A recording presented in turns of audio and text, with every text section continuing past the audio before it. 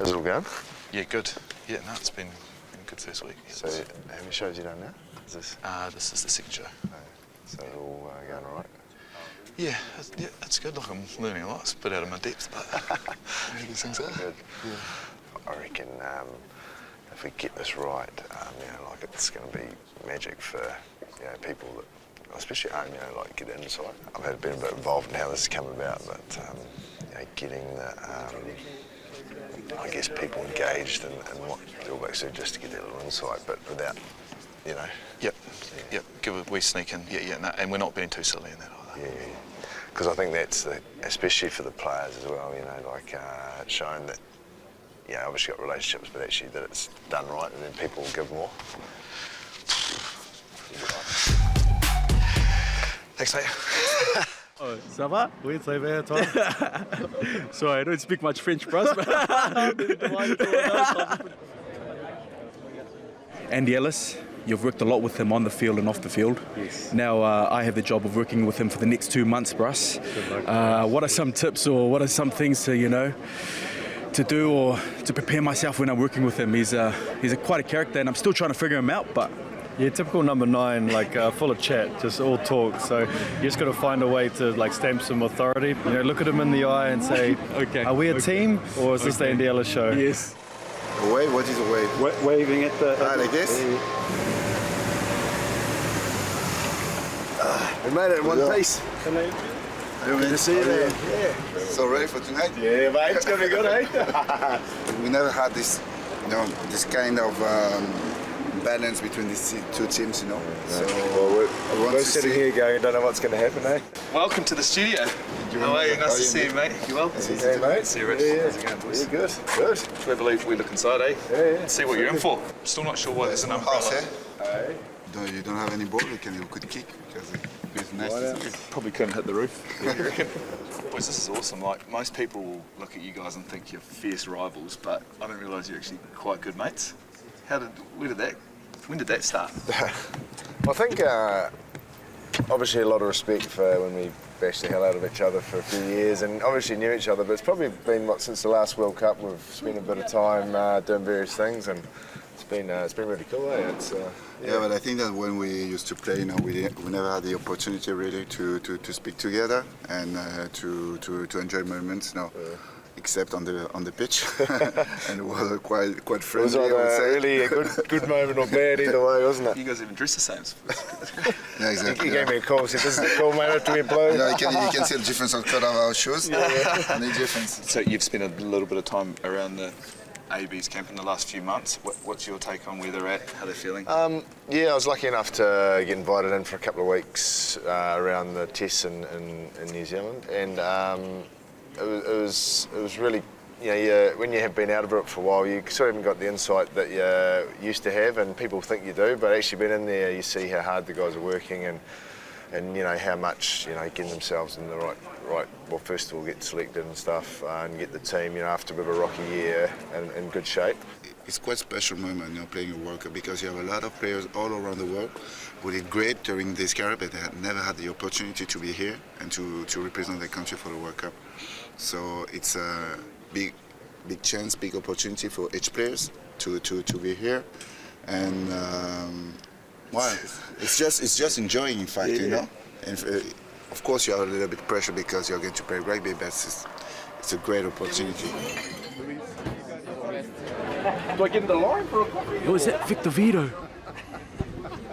Hey, I want your coffee, bro. Oh, hey, see, we'll see. Thank you, bro. See, that's Victor Vito shouting me a coffee. Yeah? What about that? If you look behind me, we're here in Doze Cafe. I don't know if you pronounce it, but it's Doze. Might have to go and give him some tips. I'll have this espresso first. Oh, I can't do a design. Good. That's nice, Brass. I back myself, actually. I love a good flat white. Kira, what do we got? Oat milk. Oat milk. Cappuccino. Some Cephas, he's Yours? Aquila? Oh, it's hot in the kitchen, bro. That is stinking hot, man. They had the whole frothing and the whole swirling and things like that. So I got this beautiful La Mazzocca machine.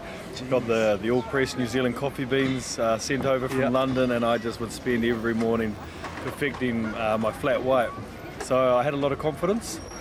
And then I went into the kitchen, and I was no good. I got shunted to the side, and then after about 10 minutes, I was like the waiter, like giving them because You had 2, right?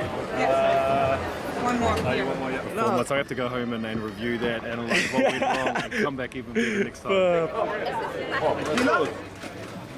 Tequila. We're standing here. We just finished the interview with DC, and then, bro, look down the road and you see Machu Walters walking in. Ask him, where you come from? And then what happened? I was just been at the park with my family at the playground. I was like, look at all these people around, these big guys over there. What's going on? And then I see you and I see DC. I'm like, oh, okay. How was the concert last night? It was great last night, man. Good to get a show in with a bunch of friends. But you know, we're really here for the World Cup. So I'm jazzed for tonight. You see, and I'm sweating like. Up the wall! Up the wash. Up the wall! 1976. 76. Do you know your All Blacks number? 747. And guess what? I'm still Black flying. 747, I'm still flying. I got on the plane today and it was a 747. That's good from you, bro. That is good. All Black 747, Kip Fawcett. Pleasure to meet you, brother. Checking out.